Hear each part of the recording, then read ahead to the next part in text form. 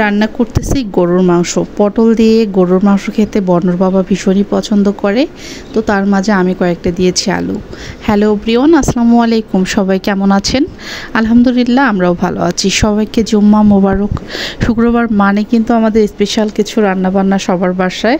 তো যদিও আল্লাহর রহমতে প্রতিদিন ভালো মন্দ খাই, তবে শুক্রবারের দিন একটু বেশি। তো সকাল সকাল ঘুম থেকে উঠেছি। ঘুম থেকে উঠে আমার গলার যেহেতু টনসিলের সমস্যা, শরীর ঘামলেই গলার ব্যথাটা বেশি বেড়ে যায়। তো আমি সকাল সকাল একটু চা নিয়ে বসে গিয়েছি। চা দিয়ে রুটি দিয়ে খেয়ে নিচ্ছি। আর এদিকে ছোটো পুচু ঘুম থেকে উঠে দেখি যে চিল্লাচিল্লি শুরু করে দিয়েছে। বর্ণ তাকে কার্টুন দিয়ে দিয়েছে, আর এই যে ডাইপার পরে দিয়েছি, কারণ এই যে 2-3 দিন হয় একটু করে ঠান্ডা ওয়েদার। তো ঠান্ডা ওয়েদারের জন্য রাতের বেলা ও বারবার হিসু করে দেয়, আর এক জায়গায় যেহেতু রেক্স নিয়ে শুয়ে থাকে না, এই জন্য ওকে ডাইপার পরে দিয়েছি। তো যাই হোক, ওকে ডাইপার চেঞ্জ করে দিয়ে আমি ওকে ফ্রেশ করে দিয়ে একটু খাওয়ালাম। খেয়ে এখন রান্নাবান্নার জন্য শুরু করে নিচ্ছি। তো এখানে পটল আর আলু ছিলে নিলাম। পটল আলু খুব বেশি দিচ্ছি না, কয়েকটা আলু আবার 3টা নাকি 4টা পটল। তো যাই হোক, আমি পটলগুলো ছিলে নিয়ে এদিকে মাংসটা ধুয়ে নিচ্ছি। শুধু পটল আলু মাংসই না, সঙ্গে এদিকে পোলাও রান্না করব। এখানে চাল নিয়েছি, পোলাও, তারপরে ডাল রান্না করব, তারপরে ছোটো মাছ বলতে বাটা মাছের চচ্চড়ি করব। তো পোলাওটা করতে চাইনি, তো বর্ণ বলতেছে আম্মু গরুর মাংস রান্না করবা, পোলাও না রান্না করলে আমার একটুও ভালো লাগবে না।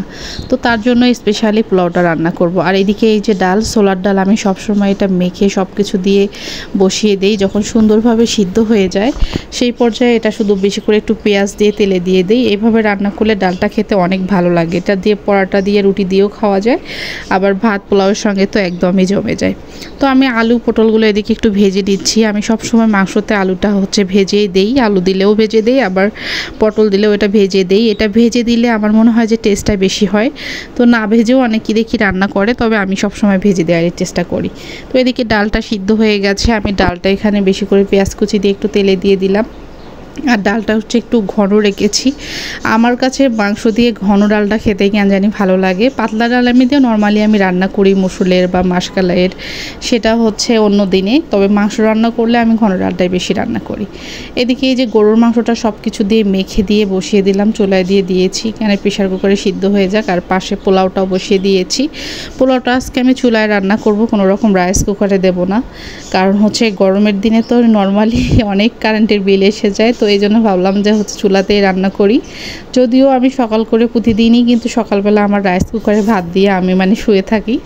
তো আজকে কেন জানি চুলায় রান্না করলাম। তো এদিকে মাংসটা আমার হয়ে গেছে। মাংসটা যখন সিদ্ধ হয়েছে তখন আমি এটা সুন্দরভাবে তেলে দিয়ে দিলাম। তেলে দেওয়ার পরে ভালোভাবে কষাচ্ছিলাম। কষানোর মাঝে ভাজা পটল এবং আলুগুলো দিয়ে এটা ভালোভাবে কষিয়ে নিয়ে ঝোল দিয়ে রান্না করে নিলাম। এদিকে ছোটো মাছটা আলু দিয়ে চচ্চড়ি, আলু কিন্তু এমনিতেই ভাজতে চাইছিলাম, ভাবলাম যে এমনিতে আলু ভাজি করি। তো পরে দেখি যে না, বাটা মাছ রয়ে গেছে। বাটা মাছ দিয়ে আলু এইভাবে চচ্চড়িটা খেতে অনেক মজা লাগে, বিশেষ করে পাতলা ডাল আর এই মাছের চচ্চড়িটা খেতে কিন্তু একদমই জমে যায়। তো যদিও আজকে ভারী ডাল, তারপরেও সমস্যা নেই, আমি মাছের চচ্চড়ি করলাম। তো আজকে লাঞ্চের জন্য আমি এগুলো রেডি করেছি, পোলাও, মাংস, ভাত, পাশাপাশি ভাতও আছে, তারপরে মাছ।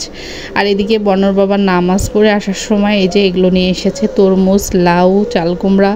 তো আমি তো তরমুজটা দেখেও অবাক হয়ে গেছে যে এটা কে খেয়েছে। তো বর্ণ হাসতেছে যে ওটা আমি খেয়েছিলাম। এদিকে দুধ নিয়ে এসেছে, দুধগুলো আমি ফ্রিজে রেখে দিলাম, কারণ ছোটো পুচ্ছু একটু কলা দিয়ে দুধ ভাত অনেক সুন্দর খায়।